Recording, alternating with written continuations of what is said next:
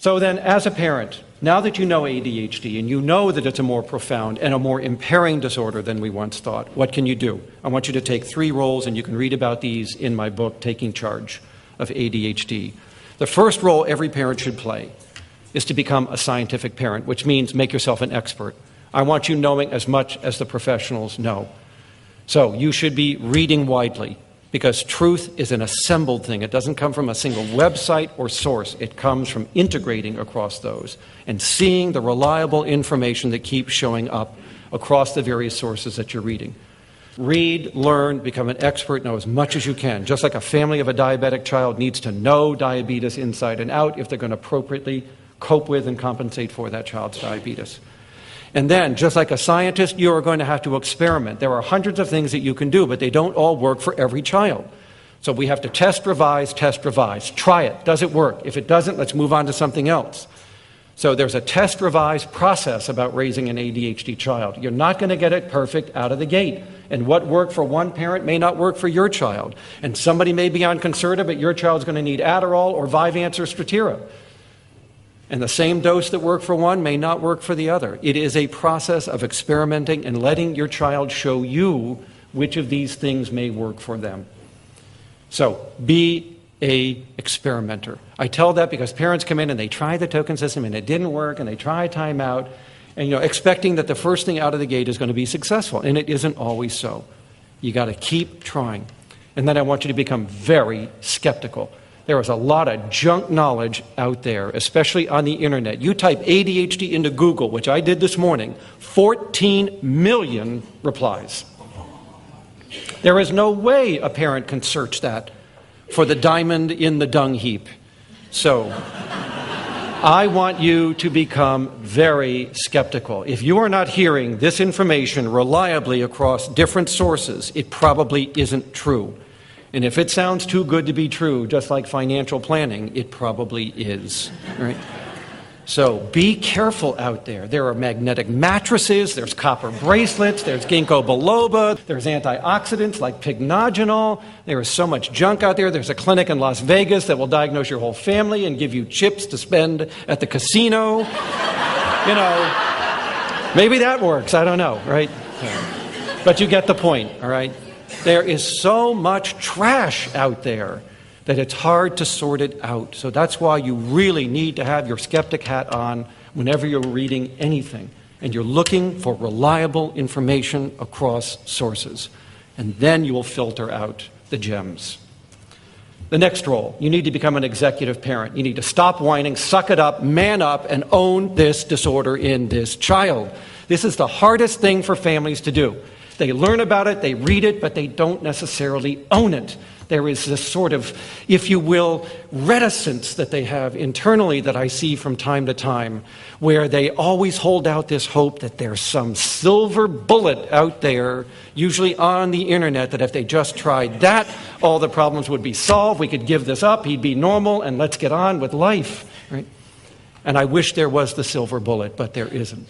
So we tell this to ADHD adults as well. It's one thing to know ADHD. It's another thing to own your ADHD and to make it a part of who you are. It's not all of who you are. You may be a gifted artist. You may be a comedian. You may be a scientist. You may be a physician. None of that has to do with ADHD. ADHD predisposes to no gift. But you do have other gifts and other talents at what you are good at.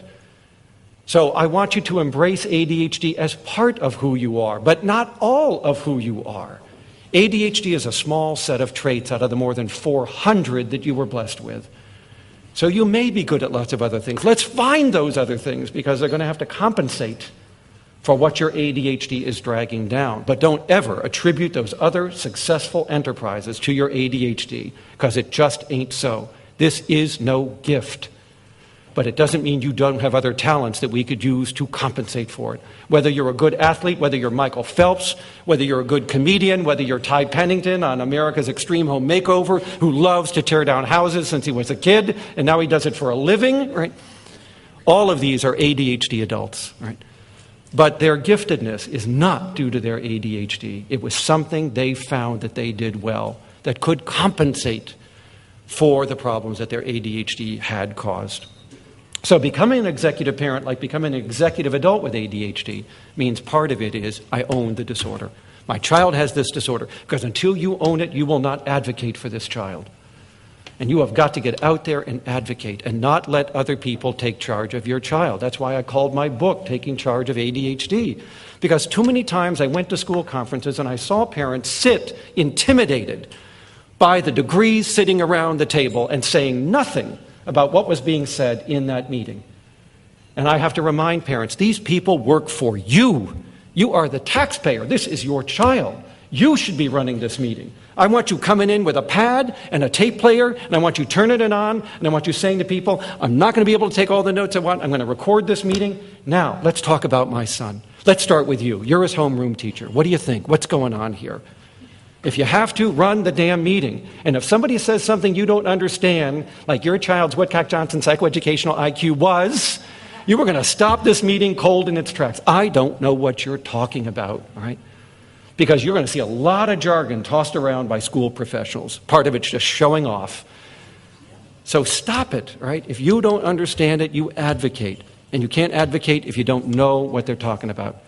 And then the final decisions are always yours, whatever the list of recommendations are, because sometimes the recommendations don't fit your child. This is just a list of recommendations that apply to ADHD plain vanilla, and you may not have plain vanilla. So you're going to have to look at those. You know your child better than anybody else, and you will pick and choose from those the ones you believe are most suitable to your family, to your child, to your values, and so on. But you run the meeting, and you don't sign off on anything that you are not comfortable with. I love parents who come in and give me grief. I do not like parents who come in and sit like a bunch of milquetoast sitting in an office and just listening, and not asking questions and not advocating and not telling me, I don't think that's going to work. His grandparents are not going to buy Concerta. They're going to take us to court for child abuse. You got to help me with that. That's a true story, and that comes from my nephew. So consequently, families need to speak up. How do I know that your grandparents are resistant to medication and that they will make your life miserable if you don't tell me? Okay, now I can tell you how to help the grandparents. But you see, if the parent doesn't talk up, I don't know. I can't help you cope with that. Rule number 2, advocate.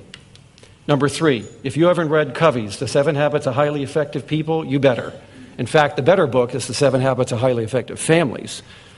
Because we have found that more than any other families raising disabled children really need to learn and utilize these. Covey has at the back of the book a diagram that looks like an hourglass that has all 7 principles built into these 2 upside-down triangles. Photocopy it and tape it to your bathroom mirror. When you are putting on your makeup or shaving in the morning, I want those 7 habits in the corner of your visual field. That is your morning reminder to try to get it right. I do that, you should do that. And I didn't raise ADHD children, but these are very good principles for interpersonal relationships, and especially if you have a disabled child.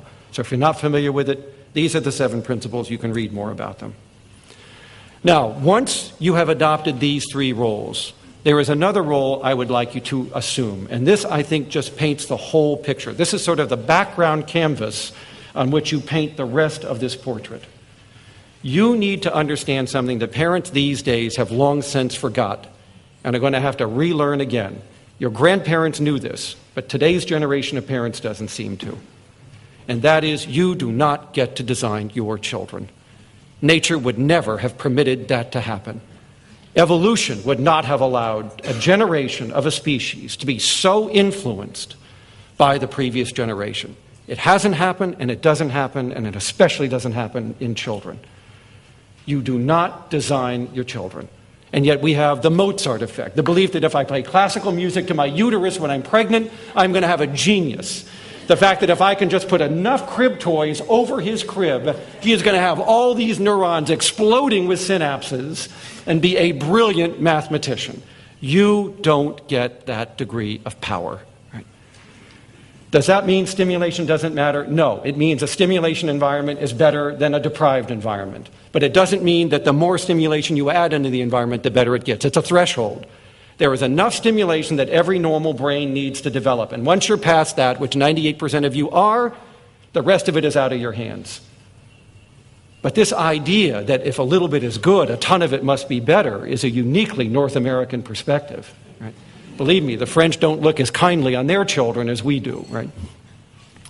That's another story for another day.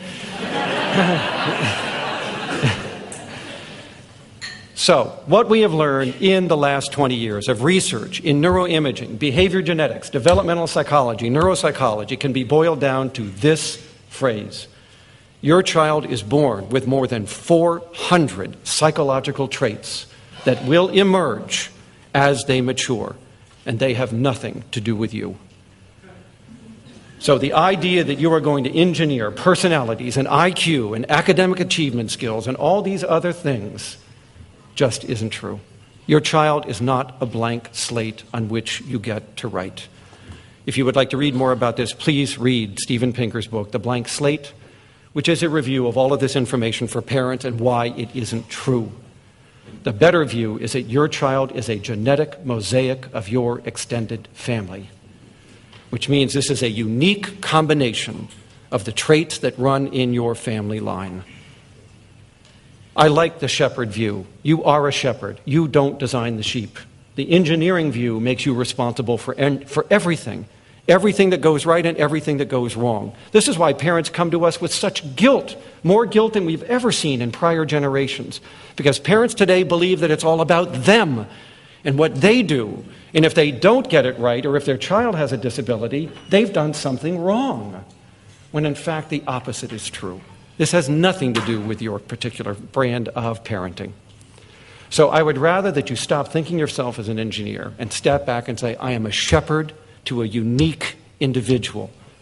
Shepherds are powerful people. They pick the pastures in which the sheep will graze and develop and grow. They determine whether they're appropriately nourished. They determine whether they're protected from harm. The environment is important, but it doesn't design the sheep. No shepherd is going to turn a sheep into a dog. Ain't going to happen, right? And yet that is what we see parents trying to do all the time, and especially parents of children with disabilities. So step back and view yourself as the shepherd to this disabled youngster, and you get to design the pasture, and that's very important, but you don't engineer the sheep. Now, that comes with it a profoundly freeing view of parenting, because what it means is, although it's important to be a shepherd, recognizing that this is a unique individual before you allows you to enjoy the show, right? So open a bottle of Chardonnay, kick off your slippers, sit back and watch what takes place, right? Because you don't get to determine this, right? So enjoy it. It doesn't last all that long anyway. They're gone before you know it, right? But if you think that what you did in your house is going to shape the life course of this individual, you are sadly mistaken, right? This is a unique individual. Let them grow, let them prosper. Please design appropriate environments around them. But you don't get to design them. As Judy Harris said in 1996, in the first book on this subject written for lay people, the book is called The Nurture Assumption. As she said, you had more to do with your child's life by where you chose to live than by anything you will ever do inside that home. Short of abuse, neglect, or malnutrition, the rest of it is just trivial variation. It's where you live. Why? Because out-of-home influences are more powerful in shaping the life course of your child than in-home influences are. And those out-of-home influences are peer groups, other adults, neighborhoods, resources, schools, and the larger community that you made available to this child. That is how you shape your child's life course. The second biggest influence is also out of your hands, and that's genetics. And you don't get to determine that. But if you think parenting is so influential, let me give you two findings that have been replicated many times. When we follow up twins, we are able to calculate how much of their behavior is due to parenting within family environment. And here's what we find. The peak years of parental influence are below 7. From 7 on to 12, it drops dramatically. After 15, it's 6%. 6% of the variation in a teenager's behavior is how their parents raised them. That's it. And after age 21, it's 0. There is no influence of parenting on any psychological trait after the age of 21. Now, do not mistake what I am saying. The knowledge your child possesses, what they know, is clearly a function of exposure in the environment. But their traits, their abilities, their makeup, their personality, is not. So the idea that somehow we design these kids and we can get rid of ADHD needs to be abandoned. The other research finding is the following, and it has been found in every single study. There is no correlation between any trait of an adopted child and the people who raise them. None. If you think parenting is so powerful, prove it. Otherwise, step back, accept your role as a shepherd, do it well, and enjoy the show. It's going to be a unique set of fireworks, I guarantee you that. But now, not only do you not get the credit, you also don't have to take the blame. You didn't cause this ADHD or whatever other disability your child has. Your child, because of the executive deficit, is going to need to be made more accountable to others. We've already talked about a lot of this, but let's just go back over it in more specifics. First, you need to be much more consistent with your rules and consequences in raising this child than normal parents need to be. And that's not because you're going to engineer the ADHD out of the child. It's because you're going to make this child less disabled from their ADHD by doing that. ADHD is not information deficit disorder, so kindly shut up. Act, don't yak. The more you blather, the more you natter, the more you nag, the less influence you have. So stop thinking that one more sentence will be enough to tip the scales in favor of obedience. It isn't, right? If I can just say it one more time, I know he'll listen. So on the 20th time, there you are, fingers crossed behind your back. Okay. So say it once, then back it up. What these kids listen to more than anything are the immediate consequences, not the nattering, not the nagging, not the moral essays on why you should clean up your room to avoid meningitis. Now, with ADHD children, you've got to get their attention. One of the easiest ways to do it, and also an affectionate way, is to touch them. So I want you to put your hand on their arm, on their hand, or around their shoulder. When you talk to them, I want you to look in their eye, and with that Clint Eastwood look, I want you to keep it short and sweet. What do you want done? What are you trying to say? Or is this positive feedback? Is this approval? Is this recognition? Is this praise? But touch, then talk. Keep it short, keep it sweet, get to the point, and then back it up. All right, if you're a parent with an ADHD child, you better be setting a timer to go off every few minutes and check on where that child is. This is to avoid accidental injury. It is also to catch problems before they occur in order to be a proactive parent. And I'll show you what we call the transition plan in a moment. I want you to increase the frequency of consequences for this child. Your child needs much more external consequences than other people. So there's no need to apologize for it. You're not going to turn them into some little materialistic kid, because he already is anyway. Okay. Okay, here's one. He's got a short attention span. Duh! Break the work into small pieces. Stop trying to torture his attention span to become longer than it possibly could ever be. So remember the 30% rule. Reduce the age by 30%. That's his attention span. I have to cut the work into that short a period. So instead of 30 problems all at once, you get 5. Then you do them, bring them up to me. I will take a pair of scissors and snip off the next 5 math problems and give them back to you. This is how you're going to take exams. This is how you're going to do your work. Small chunks, frequent breaks. Not one chunk all at once. By the way, that is better than giving extra time on an exam even to a college student. Extra time on an exam to someone with no sense of time is a dumb idea. You stole that from the learning disabilities because you didn't know what the heck else to ask for. So I guess we'll just ask for extra time. Well, extra time to somebody with this disorder is the definition of hell. You want to know why? Because if you have no sense of time, I want you to remember back to when you were 5 and it was the week before Christmas. What did that feel like, huh? Like molasses, this slow moving. Well, that's what it feels like to somebody with ADHD, and you just gave them an extra hour. Oh, great. They're up, they're out the door before you even know it. I love this extra time recommendation because it's so stupid, right? What you should be doing is called time off the clock. You get a stopwatch. On that stopwatch is going to be the length of time everybody else gets. Start the watch, and any time you like, you can stop it. Stand up, stretch, take a break, ask me a question, come back, start the watch. You will only get the same hour as everybody else, but you get to break it up as often as you like. Will this take extra time? Of course, but that is merely a byproduct of the strategy.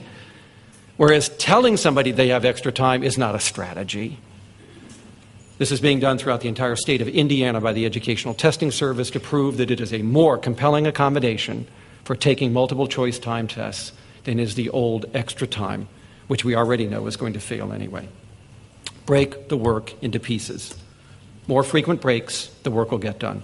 You are going to have to use external timers. We've already talked about that. Now, we want you to become proactive, not just in monitoring where your kids are, but also in transitioning across activities, so that when you are making a major change in what your family is doing with this child, I want you to stop. So everything stops. Okay, hold your horses, wait a second. It's homework time. So turn off the TV, stop the action, and then I want you to review 2 or 3 rules this child is to follow in the next activity. Then I want you to set up what is the incentive, what's in it for him, what are you offering? Points, tokens, privileges, extra time on Nintendo or Game Boy or Wii or whatever, what are you offering, right? Next, what's the punishment? What's he going to lose? Make it clear. You're going to lose that privilege, you're going to lose those points, you're going to lose that time on that computer, or you're going to timeout. Make it obvious. Get the rules up front along with the consequences. Okay. Now, I want you to distribute the consequences throughout the task. You don't wait till it's over. There should be rewards every so often during the task, or they'll never finish. Then I want you to review with them. What do you think? How did you do? How could we do this better? Get their opinion. Invite them to self-evaluate the activity. If you will do that, you will cut your problems by 50%. What do most parents and teachers do? They do reactive parenting. You go about minding your own business, doing your laundry, fixing dinner, until the problem occurs. And now you are a problem-oriented person. All you're doing is reactive firefighting, we call it. Had you just set your plan up front, whether it's before you go into a store or a restaurant, or you start homework, or we go to recess, or we have friends visit, or we go in grandma's house, every one of those is a major transition. You need to stop and do transition planning. Now, what are you going to do when your child is not with you? You're going to get a behavior monitoring card like the kind we use for school, but this can be used anywhere, anytime. It can be used for Cub Scouts, Little League, soccer, hockey, going to a friend's house, spending the afternoon or evening or weekend with grandparents, having a babysitter. Any place this kid is going to be and you're not there, you can monitor it with a monitoring card. In the case of school, you're going to use these rules, and there's enough room for all of his teachers and classes to evaluate him using the rating at the top of the card, 1 through 5. When this card comes home from school, every teacher will have rated this child at the end of every class. We'll have initialed it to ensure against forgeries, because they will forge this card. So let's anticipate that. All right, and then the parents are going to review the card, and the points are in parentheses. That's how many points you earn, and in the case of 4s and 5s, which are lousy ratings, that's how many points you lose. You are then going to add up the points, subtract the negatives. That's what you got to spend in your home on your little token system, on your reward chart. But you could do this for anything. It could be for bus rides, it could be for lunchroom, it can be for recess, it can be for scouts. I don't care. If he is away from you and there's another adult there, that other adult can be evaluating your child frequently. Whether it's every 15 minutes, whether it's at the end of every 45-minute class period, as it is in school, doesn't matter. Frequent evaluation comes back to you. You deliver the full consequences based on that card. And here again, you can start to cut down problems by increasing accountability